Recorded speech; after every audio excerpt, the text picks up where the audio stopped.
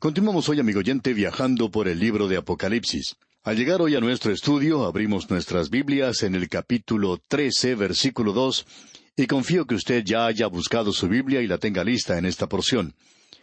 En nuestro programa anterior dedicamos bastante tiempo a la introducción de este capítulo, ya que aquí se presentan personajes extraordinarios, verdaderamente sorprendentes.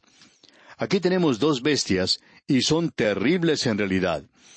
El versículo 2, entonces, de este capítulo 13 de Apocalipsis dice: «Y la bestia que vi era semejante a un leopardo, y sus pies como de oso, y su boca como boca de león, y el dragón le dio su poder y su trono y grande autoridad». Esta es una criatura bastante extraña, por cierto. Nunca ha sido vista en el mar, o en la tierra, o en el aire. Este es un verdadero espectáculo. Juan escribió de él que era una bestia compuesta, y ahora nosotros podemos comenzar a formular realidades muy definidas en cuanto al anticristo. Vamos a notar estas cosas al avanzar en nuestro estudio. Él combina las características de la otra bestia que observó Daniel. Esa es mencionada en la visión de Daniel, usted recordará, allá en el capítulo 7 de su libro. Debemos decir que lamentamos no poder regresar a esa sección y comparar todo esto, pero aquellos que nos acompañaron cuando estudiábamos el libro de Daniel estarán preparados para esto. Y confiamos que el resto de los oyentes nos perdonarán por no entrar en demasiados detalles, porque ya hemos visto esto en el libro de Daniel. Ahora, la semejanza exterior de esta bestia es como un leopardo. El capítulo 7, versículo 6 de Daniel dice: «Después de esto miré, y he aquí otra, semejante a un leopardo, con 4 alas de ave en sus espaldas. Tenía también esta bestia 4 cabezas, y le fue dado dominio». Las palabras para pantera y leopardo son las mismas, y esta bestia podría ser cualquiera de las dos. Vamos a continuar utilizando la palabra leopardo. Esto representaría a Grecia, el imperio macedonio. Y Grecia se destacaba por su brillantez, por su progreso en las artes y las ciencias. Se destacaba por sus filósofos, por su arquitectura, por su maravillosa literatura, y el idioma en sí es un idioma maravilloso. Ahora, el imperio de la bestia tendrá toda la cultura exterior que era la gloria de Grecia, y tendrá los pies semejantes a los de un oso. Eso nos hace recordar de la segunda bestia mencionada en Daniel. De esta bestia se nos habla en el versículo 5 del capítulo 7 de Daniel, donde dice: «Y he aquí otra segunda bestia, semejante a un oso, la cual se alzaba de un costado más que del otro, y tenía en su boca 3 costillas entre los dientes, y le fue dicho así: levántate, devora mucha carne». Vimos que este era el imperio de Media y Persia, destacado por su paganismo, al moverse y avanzar por toda la tierra como un enorme gigante insaciable. El imperio de la bestia tendrá la fortaleza y riqueza pagana que tenía el imperio de Media y Persia. Tenía la boca de un león, y esta es la primera bestia mencionada en Daniel capítulo 7, versículo 4, que dice: «La primera era como león y tenía alas de águila. Yo estaba mirando hasta que sus alas fueron arrancadas, y fue levantada del suelo, y se puso enhiesta sobre los pies a manera de hombre, y le fue dado corazón de hombre». Esta era la autocracia babilónica, y esto fue cuando Nabucodonosor mandó a dar muerte a los sabios, y más adelante hizo preparar este horno de fuego para los 3 jóvenes hebreos, y hasta para Daniel mismo, ya que su vida nunca estaba fuera de peligro. No había nadie que pusiera en duda su autoridad. Él era un autócrata. El hombre de pecado será uno de los dedos de la imagen que vio Daniel, y esos dedos del pie eran parte de barro y parte de hierro, y gobernará con la autoridad autocrática y dictatorial de Nabucodonosor. Este último dictador mundial llega a la escena bajo el dominio de la bestia, y la espada de su poder se encuentra en Satanás, quien le levantó y quien le da poder y energía para su tarea dictatorial que debe realizar.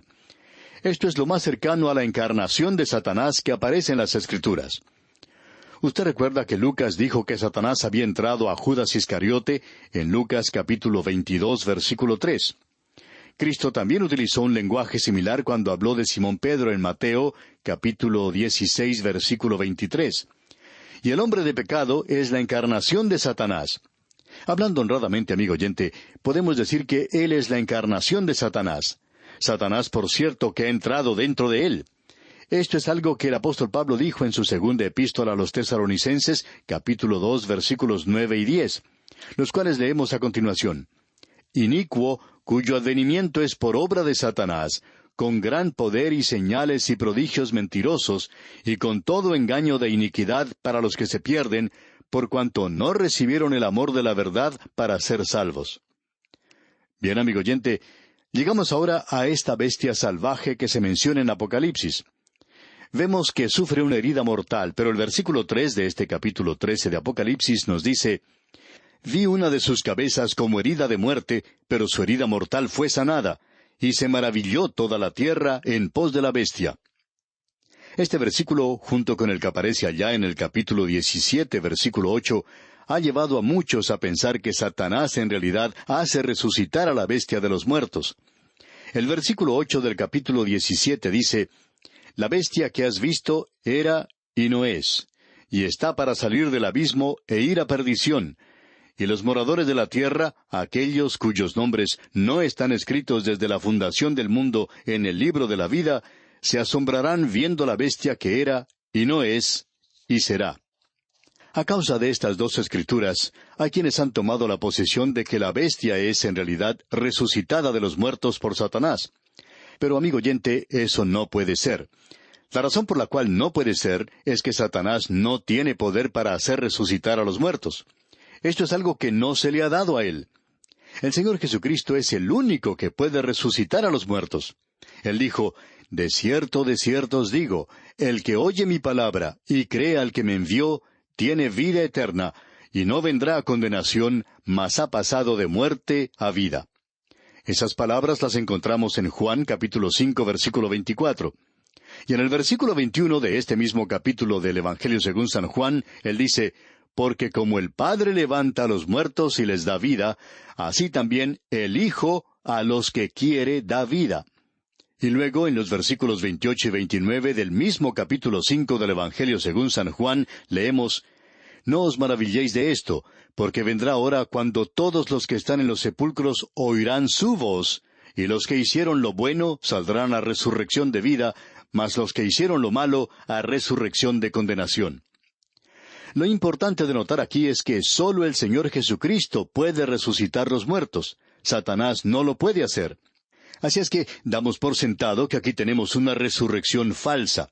Esto es algo fingido, simulado. Lo interesante de esto es que la iglesia primitiva pensaba que este era Nerón. Y San Agustín dijo que eso quería decir la declaración del misterio de iniquidad que ya era. Algunos suponían que esto se decía del emperador romano. Por tanto, el apóstol Pablo no habló en palabras claras, aunque él siempre esperaba que lo que había dicho sería comprendido como aplicable a Nerón, cuyas actuaciones se parecían mucho a las del anticristo. De aquí que algunos sospecharan que él resucitaría de los muertos como el anticristo. Todos ellos esperaban que Nerón fuera levantado de entre los muertos. Hay otros que toman la posición de que la bestia mencionada aquí se refiere al imperio romano, sobre el cual rige o gobierna la bestia, y la forma imperial de gobierno bajo la cual Roma cayó será restaurada de manera sorprendente. Ahora creemos eso, pero no pensamos que aquí tengamos una resurrección. Roma nunca murió. Roma se desmoronó, como ya vamos a ver. El anticristo reunirá, juntará otra vez a Roma, y eso es lo que va a hacer, y será algo tremendo y notable. Pero el imperio romano en realidad nunca llegó a morir. Aún vive en el presente en las naciones de Europa. Debemos decir que estos puntos de vista tienen algo encomiable. Mientras que ambos puntos de vista tienen serias objeciones, no puede haber una verdadera resurrección de un hombre malo antes del juicio del gran trono blanco. Y en esta ocasión, solo Cristo puede hacer resucitar a los muertos salvos y a los perdidos. Y será Cristo quien levantará a los muertos que deberán estar ante el gran trono blanco. Él dijo, como ya hemos indicado, «Porque vendrá hora cuando todos los que están en los sepulcros oirán su voz», es decir, la voz de Cristo. «Y los que hicieron lo bueno saldrán a resurrección de vida, mas los que hicieron lo malo a resurrección de condenación». Satanás no tiene ningún poder para resucitar a los muertos. Él no va a poder dar vida tampoco. Él es alguien que trata con la muerte, es un destructor. Y el imperio romano será revitalizado y juntado de una manera milagrosa bajo el dictador mundial, la bestia. Creemos que la bestia es un hombre que demostrará algo falso, una imitación de resurrección. Este será el gran engaño, esa gran mentira del período de la gran tribulación. Dios permitirá que ellos crean esa gran mentira, y eso es parte de esa gran mentira.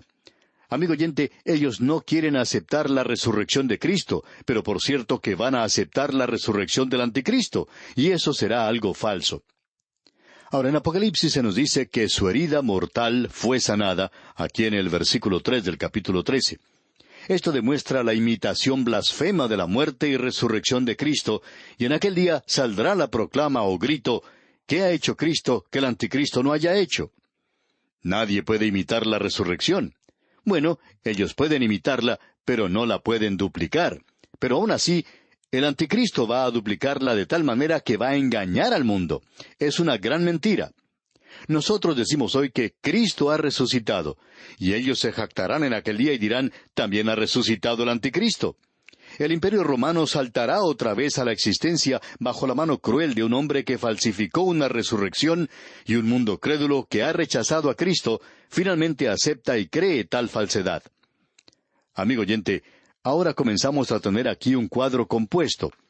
Vimos al jinete del caballo blanco que traía una paz falsa al mundo. En la historia registrada hasta hoy del hombre, éste ha tenido ya 15,000 guerras. Ha firmado unos 8,000 tratados de paz y, sin embargo, en el pasado solo unos 200 o 300 años ha tenido paz. Lo podríamos expresar de esta manera. En toda la historia de la humanidad, el hombre solo ha disfrutado de 200 o 300 años de verdadera paz. Y por cierto que G. K. Chesterton tenía razón cuando dijo, una de las paradojas de esta era es que se llama la era del pacifismo, pero no es la era de la paz. Así es que él se presenta en una plataforma o programa falso, trayendo paz al mundo. ¿Y cuántas veces las naciones han hecho lo mismo? Elegido un presidente que ha prometido paz y que luego termina llevando a la nación a la guerra. La mayoría de las naciones son guerreras, no son pacíficas. Es muy difícil hoy encontrar alguna localidad donde exista la verdadera paz. Vamos a presentar ahora dos citas que creemos son de importancia. Una proviene del que era director de estudios en el Instituto Real de Asuntos Internacionales, Arnold Toynbee, quien presentó esto en el año 1953.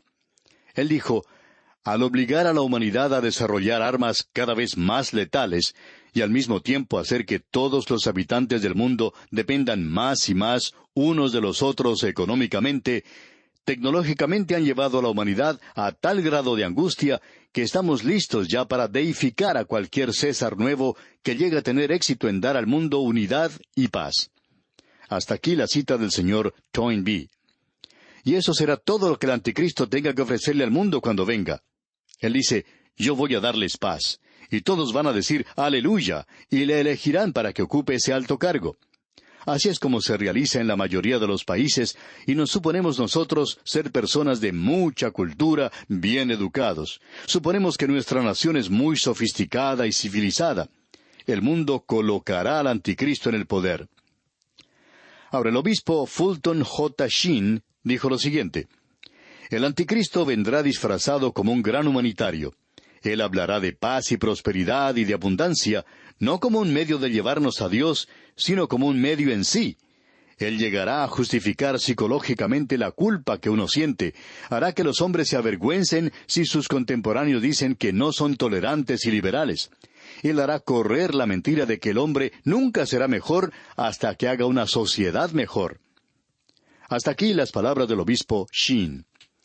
Debemos decir que estamos de acuerdo con esta declaración en un 100%. El anticristo está aún por venir. ¿Y qué es lo que sucede? Bueno, se hace a sí mismo un Dios. El versículo 4 de este capítulo 13 de Apocalipsis nos dice, y adoraron al dragón que había dado autoridad a la bestia, y adoraron a la bestia, diciendo, ¿quién como la bestia, y quién podrá luchar contra ella? Este, según creemos nosotros, es el momento supremo para Satanás. Él quiere ser adorado, y todo el mundo le adorará durante este período.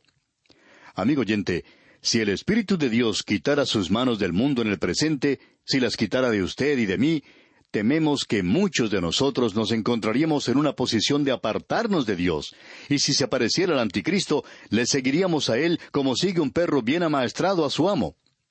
¿Quién como la bestia? Dice. ¡Qué parodia esta de la adoración de Dios! La gente está diciendo, mire, estamos adorando a algo más maravilloso que el Dios de la Biblia. Y ahora en el versículo 5 de este capítulo 13 de Apocalipsis leemos, también se le dio boca que hablaba grandes cosas y blasfemias, y se le dio autoridad para actuar 42 meses. Hay solo una cosa buena aquí, y vamos a dar la buena noticia primero. Él no durará sino solo 42 meses reinando de esta manera. Es decir, serán 3 años y medio. Y cuando aquí dice, también se le dio boca que hablaba grandes cosas y blasfemias, quiere decir que ese es un bocón. Y Daniel menciona esto en cuanto a él. Será uno de esos que hablan mucho, un charlatán. Él prometerá cualquier cosa. Esa es la razón por la cual uno debe tener cuidado cuando escucha a la gente por radio, y en esto nos incluimos nosotros, o a algún político, o cualquier otra clase de persona, hasta aquellos que están en la educación.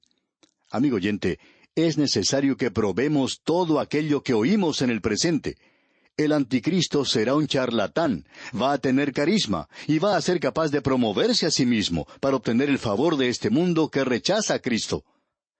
Ahora el versículo 6 dice, y abrió su boca en blasfemias contra Dios, para blasfemar de su nombre, de su tabernáculo, y de los que moran en el cielo. Lo que hace la bestia en su blasfemia es algo verdaderamente terrible. Él está en contra de Cristo y de su iglesia que están en el cielo. Gracias a Dios que la iglesia no está aquí en la tierra. No vemos cómo aquella persona que estudia el libro de Apocalipsis puede creer que la iglesia va a pasar a través de este período. Ahora, la primera parte del versículo 7 de este capítulo 13 de Apocalipsis dice, y se le permitió hacer guerra contra los santos y vencerlos. Nos encontramos en la gran tribulación. Los santos del Nuevo Testamento ya han dejado la tierra. Así es que estamos hablando ahora de aquellos que están viviendo en el período de la gran tribulación. La segunda parte del versículo 7 y también el versículo 8 de este capítulo 13 de Apocalipsis dicen, también se le dio autoridad sobre toda tribu, pueblo, lengua y nación. Y la adoraron todos los moradores de la tierra, cuyos nombres no estaban escritos en el libro de la vida del Cordero, que fue inmolado desde el principio del mundo. El gran predicador Charles Spurgeon acostumbraba decir, estoy seguro que mi nombre fue escrito en el libro del Cordero antes de que yo llegara aquí, porque si Dios hubiera esperado a que yo llegara aquí, nunca hubiera escrito el nombre. Amigo oyente, creemos que esta es una declaración maravillosa y de cierto modo explica esto. Esta es la hora tenebrosa en la historia del mundo, y la iglesia, gracias a Dios, no estará aquí. Esto es algo por lo cual debemos estar agradecidos, amigo oyente. Yo puedo darle gracias a Dios que no voy a pasar a través del período de la gran tribulación. Estoy bajo Cristo y no estoy esperando al anticristo. Estoy esperando que Cristo venga. Luego vamos a ver aquí, cuando llegue este dictador mundial, qué es lo que el pueblo de Dios va a hacer. ¿Le harán frente? ¿Podrán ellos enfrentarse a él? ¿Podrán ellos luchar contra él? Dios les va a decir que hagan algo realmente sorprendente. Y veremos eso, Dios mediante, en nuestro próximo programa. Que Dios le bendiga es nuestra ferviente oración.